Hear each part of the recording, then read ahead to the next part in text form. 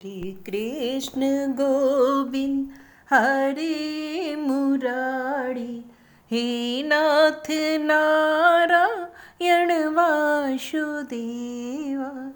अथ खष्टो अध्याय। देवताओं और दैत्यों का मिलकर समुद्र मंथन के लिए उद्योग करना। श्री सुखदेव जी कहते हैं, परीक्षित, जब देवताओं ने सर्वशक्तिमान भगवान श्री हरि की इस प्रकार स्तुति की, तब वे उनके बीच में ही प्रकट हो गए। उनके शरीर की प्रभा ऐसी थी मानो हजारों सूर्य एक साथ ही उग गए हो। भगवान की उस प्रभा से सभी देवताओं की आंखें चौंधिया गई। वे भगवान को तो क्या, आकाश, दिशाएं, पृथ्वी और अपने शरीर को भी न देख सके। केवल भगवान शंकर और ब्रह्मा जी ने उस छवि का दर्शन किया। बड़ी ही सुंदर झांकी थी।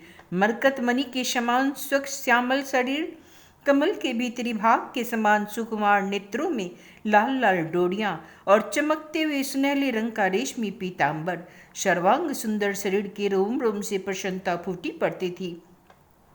धनुष के समान टेढ़ी भवें और बड़ा ही सुंदर मुख, सिर पर महामणिमय किरीट और भुजाओं में बाजूबंद, कानों के झलकते हुए कुंडलों की चमक पड़ने से कपोल और भी सुंदर हो उठते थे।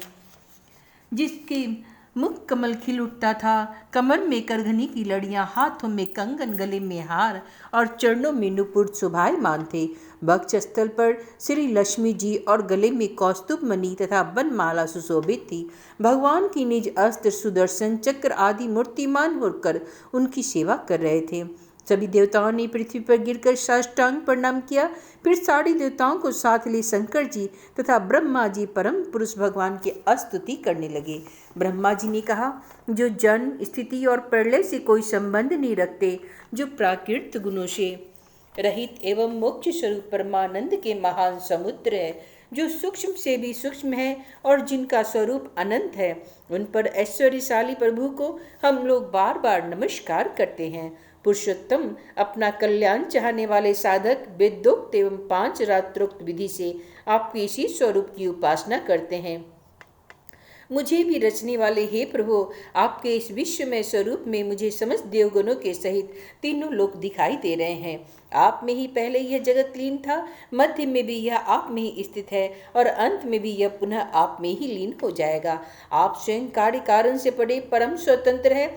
आप ही इस जगत के आदि, अंत और मध्य है। वैसे ही जैसे घड़े का आदि, मध्य और अंत मिट्टी है, आप अपने ही आश्रय रहने वाली अपनी माया से इस संसार की रचना करते हैं और इसमें फिर से प्रवेश करके अंतर्यामी के रूप में विराजमान होते हैं। इसलिए विवेकी और शास्त्रज्ञ पुरुष बड़ी सावधानी से अपने मन को एकाग्र करके इन गुणों को विश्व की भीड़ में भी अपने निर्गुण स्वरूप का ही साक्षात्कार करते हैं। जैसे मनुष्य युक्ति के द्वारा लकड़ी से आग, गौ से अमृत के समान दूध, पृथ्वी से अन्न तथा जल और व्यापार से अपनी आजीविका प्राप्त कर लेते हैं, वैसे ही विवेकी पुरुष भी अपनी शुद्ध बुद्धि से भक्ति योग, ज्ञान योग आदि के द्वारा आपको इन विषयों से में ही प्राप्त कर लेते हैं और अपनी अनुभूति के अनुसार आपका वर्णन भी करते हैं। हे कमलनाभ, जिस प्रकार दावाग्नि से झुलसता हुआ हाथी गंगा जल में डुबकी लगाकर सुख और शांति का अनुभव करने लगता है, वैसे ही आपके आविर्भाव से हम लोग परम सुखी और शांत हो गए हैं। स्वामी, हम लोग बहुत दिनों से आपके दर्शनों के लिए अत्यंत लालायित हो रहे थे। आप ही हमारे बाहर और भीतर की आत्मा है। हम सब लोकपाल जिस उद्देश्य से आपके चरणों की शरण में आए हैं, उसे आप कृपा करके पूर्ण कीजिए। आप सबके साक्षी हैं, अतः इस विषय में हम लोग आपसे और क्या निवेदन करें। प्रभो, मैं, शंकर जी, अन्य देवता, ऋषि और दक्ष आदि प्रजापति सबके सब अग्नि से अलग हुई चिन्ह गाड़ी की तरह आपके ही अंश है और अपने को आपसे अलग मानते हैं। ऐसी स्थिति में ही प्रभु, हम लोग समझ ही क्या सकते हैं। ब्राह्मण और देवताओं के कल्याण के लिए जो कुछ भी करना आवश्यक हो, उसका आदेश आप ही दीजिए और आप वैसा स्वयं कर भी लीजिए। श्री सुखदेव जी कहते हैं, ब्रह्मा आदि देवताओं ने इस प्रकार स्तुति करके अपनी सारी इंद्रियां रोक ली और सब बड़ी सावधानी से हाथ जोड़कर खड़े हो गए। उनकी स्तुति सुनकर और उसी प्रकार उनके हृदय की बात जानकर भगवान मेघ के समान गंभीर वाणी से बोले, परीक्षित, समस्त देवताओं के तथा जगत के एकमात्र स्वामी भगवान अकेले ही उनका सब कार्य करने में समर्थ थे। फिर भी समुद्र मंथन आदि लीलाओं के द्वारा विहार करने की इच्छा से भी देवताओं को संबोधित करके इस प्रकार कहने लगे।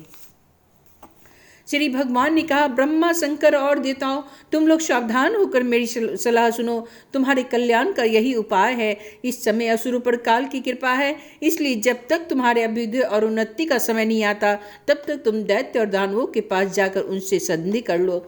देवताओं, कोई बड़ा कार्य करना हो तो शत्रुओं से भी मेल मिलाप कर लेना चाहिए। यह बात अवश्य है कि काम बन जाने पर उनके साथ सांप और चूहे वाला बर्ताव कर सकते हैं। तुम लोग बिना विलंब के अमृत निकालने का प्रयत्न करो। उसे पी लेने पर मरने वाला प्राणी भी अमर हो जाता है। पहले क्षीर सागर में सब प्रकार के घास, तिनके, लताएं और औषधियाँ डाल दो। फिर तुम लोग मंदराचल की मथानी और वासुकी नाग की नेति बनाकर मेरी सहायता से समुद्र का मंथन करो। अब आलस्य और प्रमाद का समय नहीं है। देवताओं, विश्वास रखो। दैत्यों को तो मिलेगा केवल श्रम और क्लेश, परंतु फल मिलेगा तुम्ही लोगों को। देवताओं, असुर लोग तुमसे जो जो चाहे उसे स्वीकार कर लो। शांति से सब काम बन जानते हैं। क्रोध करने से कुछ नहीं होता। पहले समुद्र से कालकूट विष निकलेगा, उससे डरना नहीं। और किसी भी वस्तु के लिए कभी भी लोभ न करना। पहले तो किसी वस्तु की कामना ही नहीं करनी चाहिए, परंतु यदि कामना हो तो वह पूरी न हो तो क्रोध भी नहीं करना चाहिए। श्री सुखदेव जी कहते हैं, हे परीक्षित, देवताओं को यह आदेश देकर पुरुषोत्तम भगवान उनके बीच में ही अंतर ध्यान हो गए। ये सर्वशक्तिमान एवं परम स्वतंत्र जो ठहरे, उनकी लीला का रहस्य कौन समझ सकता है। उनके चले जाने पर ब्रह्मा और शंकर ने फिर से भगवान को नमस्कार किया और वे अपने अपने लोकों को चले गए। तदंतर इंद्र आदि देवता राजा बलि के पास गए। देवताओं को बिना अस्त्र शस्त्र के सामने आते देख दैत्य सेनापतियों के मन में बड़ा क्षोभ हुआ। उन्होंने देवताओं को पकड़ लेना चाहा, परंतु दैत्यराज बलि संधि और विरोध के अवसर को जानने वाले एवं पवित्र कीर्ति से संपन्न थे। उन्होंने दैत्यों को वैसा करने से रोक दिया। इसके बाद देवता लोग बलि के पास पहुंचे। बलि ने तीनों लोकों को जीत लिया था। वे समस्त संपत्तियों से सेवित एवं असुर सेनापतियों से सुरक्षित होकर अपनी राज सिंहासन पर बैठे हुए थे। बुद्धिमान इंद्र ने बड़ी मधुर वाणी से समझाते हुए राजा बलि से वे सब बातें कही जिसकी शिक्षा स्वयं भगवान ने उन्हें दी थी। यह बात दैत्यराज बलि को जच गई। वहां बैठे हुए दूसरे सेनापति शंबर, अरिष्टनेमी और त्रिपुर निवासी असुरों को भी यह बात बहुत अच्छी लगी। तब देवता और असुरों ने आपस में संधि समझौता करके मित्रता कर ली और परीक्षित वे सब मिलकर अमृत मंथन के लिए पूर्ण उद्योग करने लगे। इसके बाद उन्होंने अपनी शक्ति से मंदराचल को उखाड़ लिया और ललकारते हुए, गजरते हुए उसे समुद्र तट की ओर ले चले। उनकी भुजाएं परिधि के समान थी, शरीर में शक्ति थी और अपने बल का घमंड तो था ही, परंतु एक तो वह मंदर पर्वत ही बहुत भारी था और उसे बहुत दूर ले जाना भी बहुत दूर था। इससे इंद्र, बलि आदि सब के सब हार गए। जब वे किसी भी प्रकार मंदराचल को आगे न ले जा सके, तब विवश होकर उन्होंने उसे रास्ते में ही पटक दिया। वह सोने का पर्वत मंदराचल बड़ा भारी था। गिरते समय उसने बहुत से देवता और दानवों को चकनाचूर कर डाला। उन देवता और असुरों के हाथ, कमर और कंधे टूट ही गए थे, मन भी टूट गया था। उनका उत्साह भंग हुआ देखकर गरुड़ पर चढ़े हुए भगवान सहसा वहां प्रकट हुए। उन्होंने देखा कि देवता और असुर पर्वत के गिरने से पिस गए हैं, अतः उन्होंने अपनी अमृतमय दृष्टि से देवताओं को इस प्रकार जीवित कर दिया मानो उनके शरीर में बिल्कुल चोट ही न लगी हुई। इसके बाद उन्होंने खेल ही खेल में एक हाथ से उस पर्वत को उठाकर गरुड़ पर रख लिया और स्वयं भी सवार हो गए। फिर देवता और असुरों के साथ उन्होंने समुद्र तट की यात्रा की। पक्षीराज गरुड़ ने समुद्र के तट पर पर्वत को उतार दिया। फिर भगवान के विदा करने पर गरुड़ जी वहां से चले गए। इति श्रीमद्भागवते महापुराणे परमहंस्यां अष्टम स्कंदे अमृत मंथने मंदराचलायनम नाम षष्ठोऽध्याय। श्री कृष्ण गोविंद हरे मुरारी, हे नाथ नारायण वासुदेव। श्रीनाथ गोविंद सखा हमारे, एक नाथ गोविंद सखा हमारे, हे नाथ नारायण वासुदेव।